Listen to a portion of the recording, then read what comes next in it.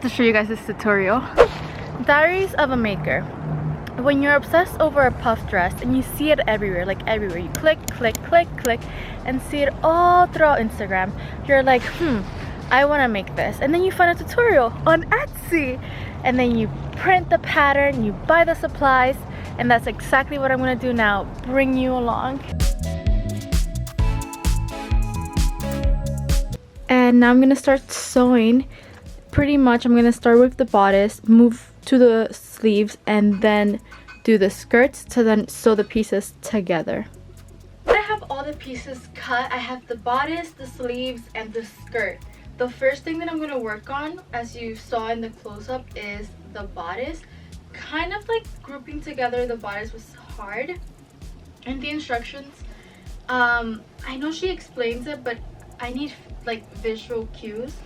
So I hope I did it correctly. This is how it looks so far, the bodice. This is gonna be the interface. I don't follow centimeters, I follow inches, and there was this huge problem. Okay, so I just assume it had seam allowance. That's such a beginner mistake. You can't just assume it has seam allowance. I should have read it in the instructions if it does. Luckily it says it does, but still I didn't measure myself, so I'm going by this indie pattern and its measurements. I'm hoping it fits correctly.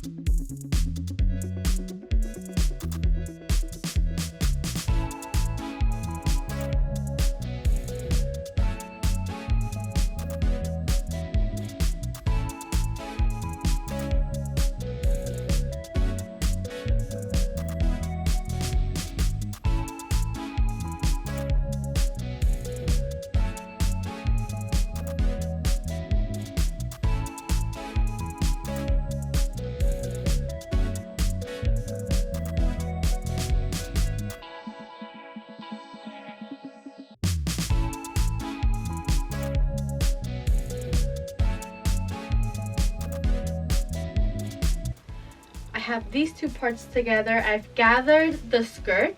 Instead of like doing 3 layers, I'm doing 6 because it's very transparent. I wouldn't do more than 6. Like even before the 6, I had 8 and it was too stiff. And now I'm going to top stitch all around to then have that result.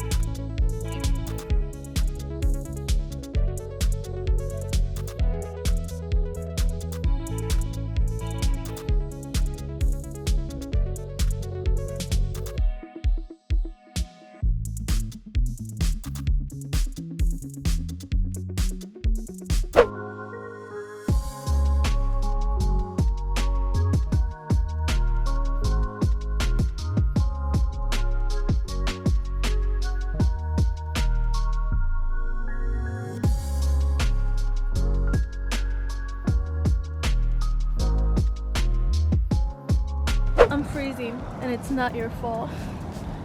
Who thinks about taking this puff dress into the middle of fall and taking a photo shoot? Me, because I live in New York and I want this summer dress.